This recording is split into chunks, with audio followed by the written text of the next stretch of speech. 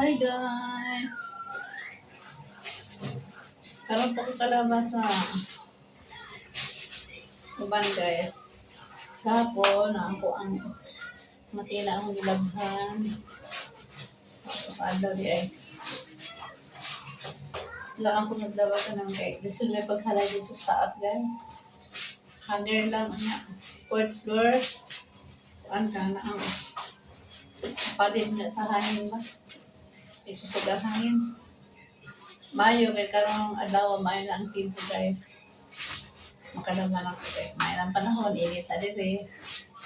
Wala na bagyo guys. Pero na pa daw maabot na bagyo. Nakod. Abot ang sama kailangan ng bagyo market guys. Sila Iris o pa sa art center. Mahulat pa sila sa isulti sa doktor guys. Ako pa sila. Kay na pa yung mga tambal siguro si Rere yung gina-take.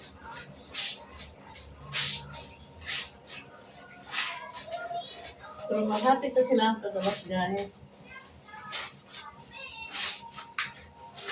Hindot ang lugar dito guys ay Tinaw. Ang alam dito sa lugar matahimik. Tahimik ay guys, linaw, walay banha. Kaya ang mga building ko dito guys, halos mga opisina, dago ay mga building dito guys. Ang Quezon City Hall gani ora diri. Nya na diha 7-Eleven, Saluyo nay. Daghang kay opisina dito sa unahan kay dago kay building, opisina.